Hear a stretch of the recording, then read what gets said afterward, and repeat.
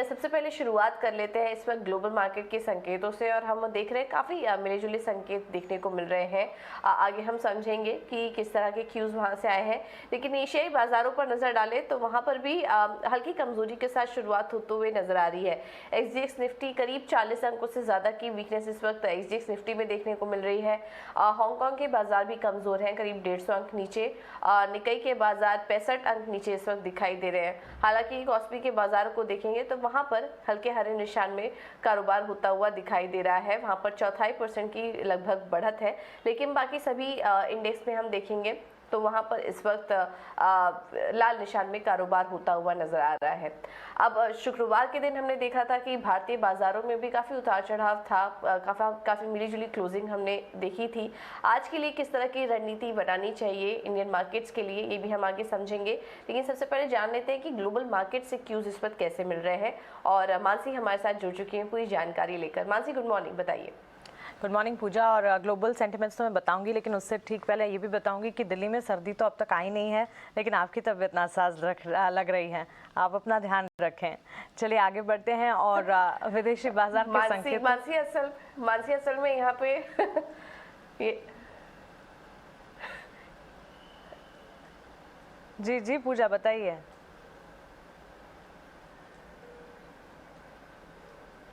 यहाँ पे एक्चुअली मौसम बहुत ज़्यादा उतार चढ़ाव पर, जैसे हमारा भारतीय बाजार उतार चढ़ाव चल रहा है, वैसे यहाँ पर भी मौसम में काफ़ी ज़्यादा उतार चढ़ाव है। इस वजह से वायरल काफ़ी फैला हुआ है दिल्ली में। नहीं, ये सीजनल और वायरल बहुत ज़्यादा ख़राब है, आप अपना ध्यान रखें। चलिए आगे बढ़ते हैं। और जहां विदेशी बाजार की बात आप कर रही हैं, अभी एशियाई बाजार तो आप बता ही रही थी, लाल निशान के साथ एसजीएक्स निफ्टी की शुरुआत इस वक्त हम जरूर देख रहे हैं। 50 अंकों की कमजोरी यहाँ पर जरूर नजर आ रही है। तो एशियाई बाजार के सेंटिमेंट्स जो है इसे वॉच आउट करना होगा दिन भर कि वहाँ से क्या ये जो बिकवाली है वो खरीदारी में बदलती है नहीं। लेकिन लगातार 3 हफ्ते हो चुके हैं जब अमेरिकन मार्केट्स में वॉलेटिलिटी देख रहे हैं, काफ़ी हद तक गिरावट का रुझान यहाँ पर बढ़ता हुआ नजर आ रहा है। और ऐसा ही कुछ शुक्रवार के ट्रेडिंग सेशन में भी हुआ। एक तो ये है कि आज यहाँ पर ग्लोबल मार्केट्स में, पर्टिकुलरली यूएस मार्केट्स में छुट्टी होगी लेबर डे के चलते, तो कल के लिए हमारे पास ट्रिगर्स नहीं होंगे। लेकिन शुक्रवार की क्लोजिंग जो थी वो बिकवाली वाली नजर आई। लाल निशान के साथ हमने ट्रेड्स देखे, चाहे फिर डाउ हो, नैस्डैक हो और S&P. In fact technology heavy counters में तो सबसे ज्यादा बिकवाली हावी हो रही है। करीब 150 अंकों की गिरावट के साथ नैस्डैक में हमने लगातार 6 ट्रेडिंग सेशन से नैस्डैक जो है वो गिरे ही जा रहा है, और शुक्रवार के सेशन में बिकवाली हावी होती हुई दिखी।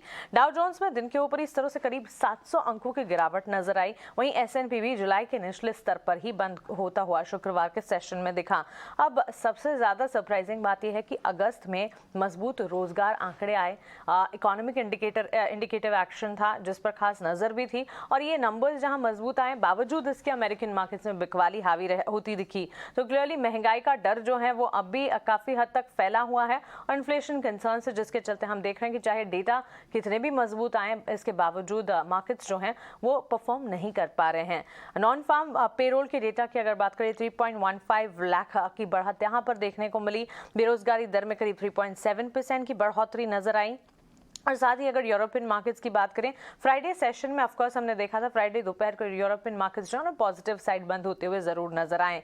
लेकिन इसके अलावा बाजार के लिए अन्य भी कई संकेत है जिस पर खास नजर होनी चाहिए। अनुमान के मुताबिक जॉब रिपोर्ट के बाद 10 साल के यूएस यील्ड में हल्की सी नरमी जरूर देखने को मिली है। 10 ईयर बॉन्ड यील्ड की अगर बात करें, एट प्रेजेंट 3.19 के लेवल्स पर है, जो कि पहले 3.26% पर थी। वहीं डॉलर इंडेक्स जो है वो बिल्कुल फ्लैट नजर आ रहे हैं। सोने में हल्की सी तेजी आप देखेंगे। डॉलर इंडेक्स 110 के आसपास ही ट्रेड करता हुआ, और सोना जो है 1710 से 1720 डॉलर पर पहुंच गया है। तो क्लियरली ग्लोबल मार्केट्स में, चाहे फिर डोमेस्टिक मार्केट्स हो, बुलियन मार्केट में हम देख रहे हैं सेंटिमेंट्स जो है हल्की सी तेजी वाले जरूर नजर आ रहे हैं। इसके अलावा ओपेक प्लस की बैठक जो है इस हफ्ते के लिए इंपॉर्टेंट ट्रिगर होगा। इनफैक्ट आज ही के दिन के लिए इंपॉर्टेंट ट्रिगर है ये। और उससे पहले कच्चे तेल में हल्की सी तेजी भी हम देख रहे हैं। ब्रेंट क्रूड की चाल आप देखिए 93-94 डॉलर के आसपास ट्रेड करती हुई, और आज ओपेक प्लस की बैठक में उत्पादन कटौती पर फैसला होने की संभावना है। तो क्लियर कट चांसेस हैं कि इस फैसले के बाद भी कच्चे तेल की चाल में एक इंपैक्ट आता हुआ दिखे। फिलहाल हम देख रहे हैं हल्की सी तेजी के साथ ये ट्रेड कर रहा है। तो क्लियरली एशियाई बाजार की आज शुरुआत जो हल्की नरमी के साथ हो रही है, अमेरिकन मार्केट्स की शुक्रवार की बिकवाली वाली क्लोजिंग को ध्यान में रखते हुए ग्लोबल सेंटिमेंट्स जो हैं वो इस वक्त तो कमजोर ही नजर आ रहे हैं।